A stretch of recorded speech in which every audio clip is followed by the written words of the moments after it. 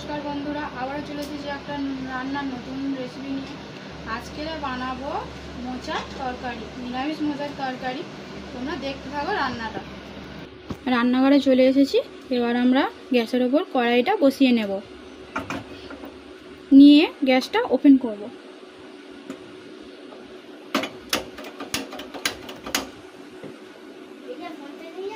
কড়াইটা গরম হয়ে গেছে। এবার আমরা সাদা সরষের তেল দিয়ে দেবো, সাদা তেল দিয়ে আলুগুলোকে লাল লাল করে ভেজে নেব।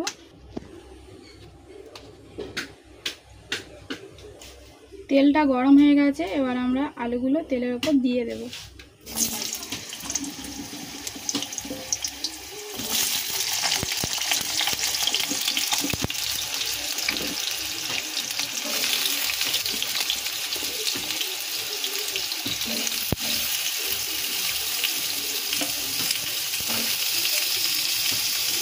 এই জন্মাষ্টমীর দিন এই নিরামিষ তরকারিটা করলে সবারই ভালো লাগবে। তোমরা অবশ্যই একবার বাড়িতে করে দেখবে।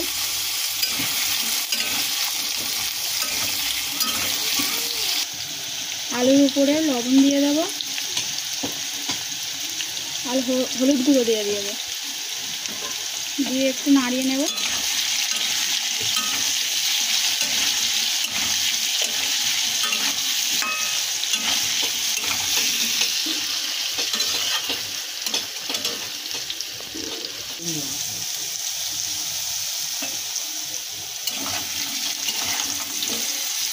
আমাদের এক পিঠ ভাজা হয়ে গেছে আলু, আর সামান্য করে ভেজে নেব, ভেজে তুলে নেব।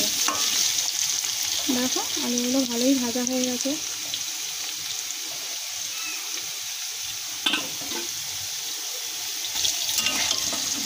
এবার আমরা আলু তুলে নেব।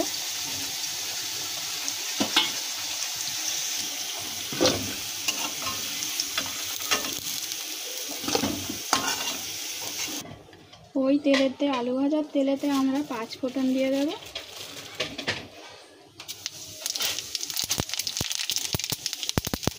দিয়ে ভিজিয়ে রাখা ছোলাগুলো ওর উপরে দিয়ে দেব।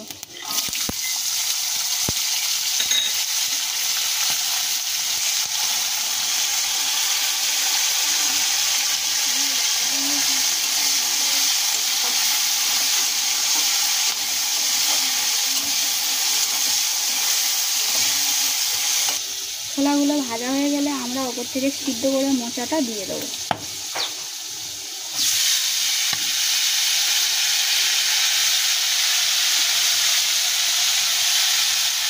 এটা আমরা দিয়ে একটু নাড়াবো। মোচাটাকে ভালো করে কষিয়ে নিতে হবে। আমরা হালকা করে হলুদ গুঁড়ো দিয়ে মোচাটাকে ভালো করে ভাবিয়ে রেখেছিলাম।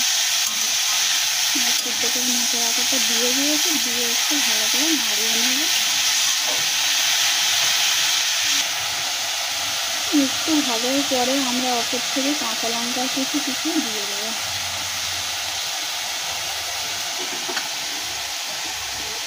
দিয়ে আবারও নাড়িয়ে নেব।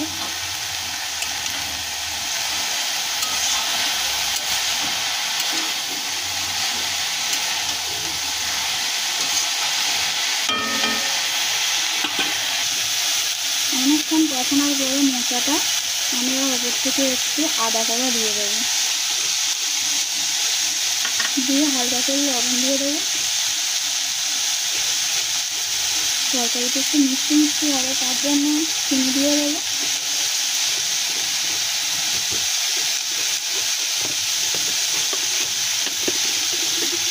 যে যেমন মিষ্টি খেতে চাচ্ছে তেমন মিষ্টি দেবো। আমরা 1 চামচ মিষ্টি ইউজ করছি। দিয়ে পরপর এবার মশলাগুলো দিয়ে দেবো।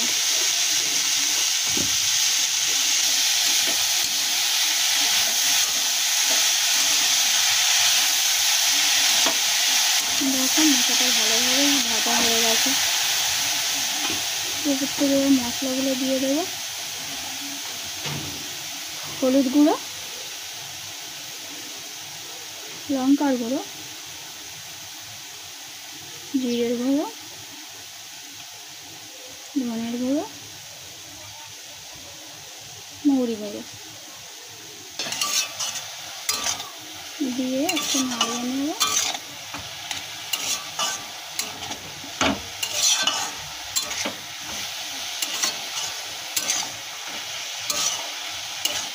মশলাগুলো যাতে সব জায়গায় সমানভাবে মাখানো হয়ে যায়। ওপর থেকে আমরা এবার ভেজে রাখা আলুগুলো টুকরো দিয়ে দেবো, দিয়ে আবারও নাড়াতে থাকবো। গ্যাসটা একটু আস্তে করে দিতে হবে। ওপর থেকে একটু সামান্য পরিমাণ দিয়ে দেবো নারকেল কোড়ানো। তোমরা পারলে নাও দিতে পারো, কিন্তু নারকেল কোড়ানোটা দিলে খুব সুন্দর লাগবে। এটা কষার সময় দিতে হবে।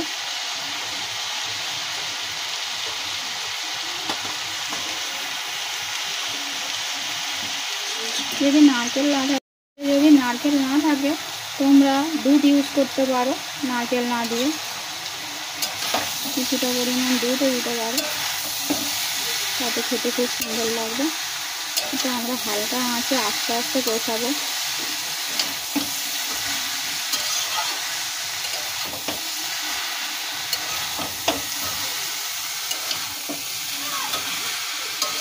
উপর থেকে হালকা করে আমরা দুধ দিয়ে দেবো।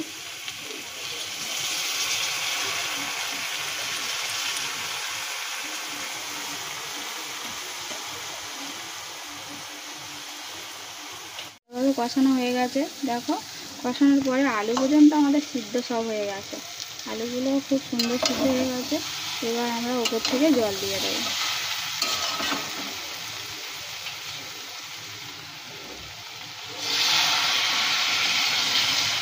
অল্প পরিমাণ জল দিয়ে দেবো। তোমরা চাইলে গোপালের ভোগেও এই রেসিপিটা দিতে পারো। প্রায় হয়ে গেছে, এবার আমরা ওপর থেকে একটু ঘি ছড়িয়ে দেব।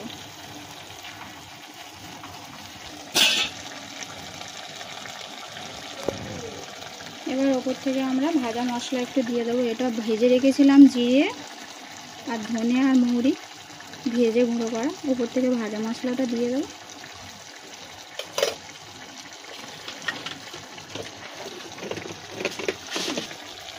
দিয়ে একটু নাড়িয়ে নেব।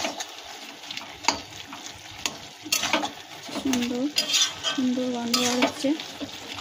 ভাজা মশলা আর ঘি একসঙ্গে মিশ্রণ হয়ে খুব সুন্দর গন্ধ ছাড়ছে। তরকারিটার কালারটাও দেখো বন্ধুরা, নিরামিষ তরকারি, কালারটাও খুব সুন্দর এসেছে। দেখো এইভাবে রান্না করলে তোমাদের অবশ্যই ভালো লাগবে। বাড়িতে একবার অন্তত করে দেখবে তোমরা। তরকারিটা আমাদের হয়ে গেছে, এবার আমরা লাগিয়ে নেব।